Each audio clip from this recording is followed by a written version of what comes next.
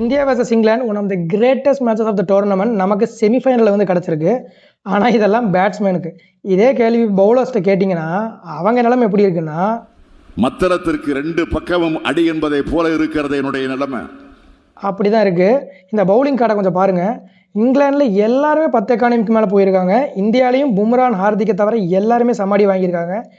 நம்ம இன்னைக்கு காலையில் ப்ரிவியூ வீடியோவில் சொல்லியிருந்தேன், வருண் எல்லா பெரிய டீமுக்கு எதிராகவும் அடி தான் வாங்கியிருக்காருன்னு. இன்றைக்கும் செம்மடி வந்து வாங்கியிருக்காரு. பட் இப்படி ஒரு சூப்பர்பான ஒரு மேட்ச் நமக்கு பார்க்க கிடச்சதுக்கு நிறைய பேருக்கு நம்ம வந்து சல்யூட் அடிக்கணும். ஸோ யாரெல்லாம் அப்படிங்கிறது வந்து லைனாக பார்க்கலாமா? ஃபர்ஸ்ட் இன்னிங்ஸ்லேருந்து அப்படியே வந்து ஸ்டார்ட் பண்ணால் சஞ்சுவோடைய சப்ளைம் ஹிட்டிங் ஃபார்ம், அதுக்கு வந்து ஒரு சல்யூட்.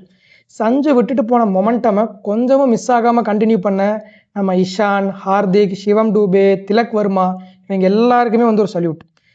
இங்கிலாண்டில் அவ்வளவு மெயின் பவுலர்ஸ் வந்து இருக்காங்க. பட் அத்தனை பேர் இருந்துமே பிக் ஆஃப் த பவுலர்ஸாக இருந்த வில் ஜாக்ஸ்க்கு வந்து ஒரு சல்யூட். அப்படின்னு இவங்க பேட்டிங்கில் வரும்போது ஒரு சின்ன பையனாக இருந்தாலும் எப்படா அவுட் ஆவான்ற அளவுக்கு ஒரு டென்ஷனை நமக்கு ஏற்றி விட்ட ஜேக்கப் பெத்தலோட இன்னிங்ஸ்க்கு ஒரு சல்யூட். அண்ட் இந்த டோர்னமெண்ட் முழுக்க இங்கிலாந்துக்கு பர்ஃபார்ம் பண்ணி தள்ளியிருக்காரு வில் ஜாக்ஸ். ஒன்ஸ் அகைன் இன்னைக்கு பேட்டில் ஷோ அப் பண்ணியிருக்காரு, அதுக்கு ஒரு சல்யூட். அண்ட் நம்ம பும்ரா பவுல் பண்ண அந்த 18th ஓவர் வெரி க்ரூஷியல், அதுக்கு வந்து ஒரு சல்யூட். ஹார்திக் போட்ட அந்த 19th ஓவர் ஒன்ஸ் அகைன் அதுக்கும் ஒரு சல்யூட். அண்ட் ஹார்திக் வந்து பார்த்தீங்கன்னா அந்த லாஸ்ட் ஓவர் ஃபர்ஸ்ட் பால் அந்த ஃபீல்டிங் அண்ட் ரன் அவுட் ஒரு ஹை ப்ரெஷர் மொமெண்ட், அதுக்குமே ஒரு சல்யூட். அண்ட் அக்ஷர் பட்டேல் முக்கியமாக இன்றைக்கி 3 கேட்ச் பிடிச்சிருந்தாருன்னு நினைக்கிறேன். அதை 2 high pressure catches, high quality catches கூட, அதுக்குமே வந்து சல்யூட்.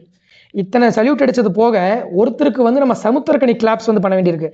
யாருன்னு பார்த்தீங்கன்னா நம்ம சிவம் டூபேயோடைய லாஸ்ட் ஓவர் நல்ல வேலை 30 ரன் இருந்துச்சு. இல்லைன்னா நான் அதை கொடுத்தே தீருவேன் அப்படின்னு கங்கணம் கட்டிட்டு வந்து பவுலிங் போடுறாரு. இதில் வேடிக்கை என்னன்னா, புதுசாக கிரீஸுக்கு வந்த ஆர்ச்சருக்கு அத்தனை 6 கொடுக்குறாரு. இது எல்லாத்தையும் கூட விட்டுறலாம், மேட்சே முடிஞ்சிருச்சு. ஏதோ 2 பாலுக்கு 20 ரன்னோ 22 ரன்னோ இருக்குது. அப்போ போய் தேவையில்லாமல் ஒரு வேரியேஷனை ட்ரை பண்ணி ஒரு வைடு போடுறாரு. என்ன சொல்கிறதுனே வந்து தெரியல.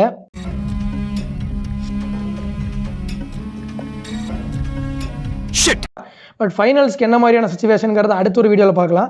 ஸோ உங்களுக்கு என்ன தோணுது? இந்த மேட்ச் வந்து இன்னும் கன்வின்சிங்காக ஜெயிச்சிருக்கலாமா? எதெல்லாம் இந்தியா இன்னும் பெட்டராக பண்ணிருக்கலாம்னு தோணுதுங்கிறத கமெண்ட்ஸில் விடுங்க.